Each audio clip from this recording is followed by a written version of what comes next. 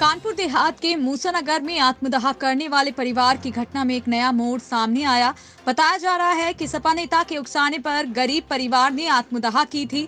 परिवार के मुखिया ने 5 बच्चे समेत आत्मदाह करने की कोशिश की थी, जिसमें पब्लिक और पुलिस ने मौके पर पहुंचकर परिवार को जलने से बचा लिया था।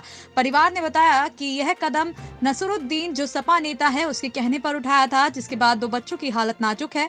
इस घटना के बाद जिलाधिकारी व एसपी देहात में निष्पक्ष जांच के आदेश दिए हैं। आज भाजपा के कार्यकर्ताओं ने जीएम से मिलकर न्याय की गुहार लगाई है। आइए देखते हैं क्या बता रहे हैं विजय सोनी, भाजपा कार्यकर्ता और पुलिस अधीक्षक कानपुर देहात।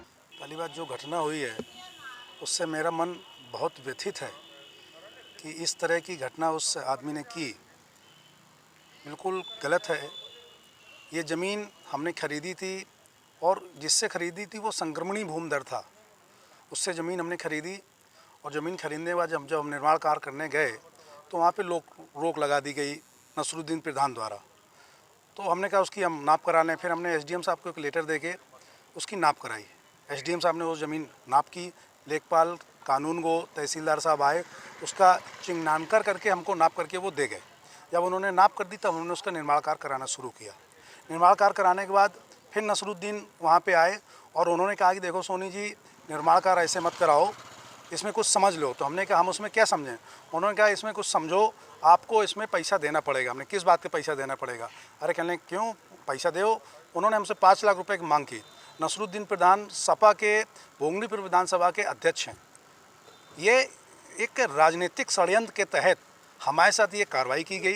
राजनीतिक षड्यंत्र के तहत उस गरीब परिवार को, जो बेचारा 5 बेटियों का बाप था, उसको किसी तरह लालच देके, उसको पैसा देके उन्होंने वहाँ सटिंग के ऊपर चढ़ाया और चढ़ाने के बाद उसको केरोसिन खुद उन्होंने उपलब्ध कराई। नसरुद्दीन प्रधान ने केरोसिन देके उसको आग लगाने के लिए प्रेरित किया, उसको आग लगाने के लिए मजबूर किया। उस बेचारे ने छोटे बच्चों के साथ आग लगा ली। ये बहुत गलत काम किया उन्होंने।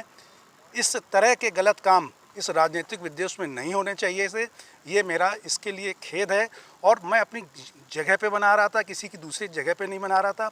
जिस पे चिन्हांकन किया गया था एसडीएम साहब ने, उस जगह पे मैं बना रहा था। थाना मूसानगर क्षेत्र के कस्बा मूसानगर में आज सुबह 9 बजे के लगभग गुलफाम नाम के एक व्यक्ति ने अपने पत्नी और 6 बच्चों के साथ जलने का प्रयास किया।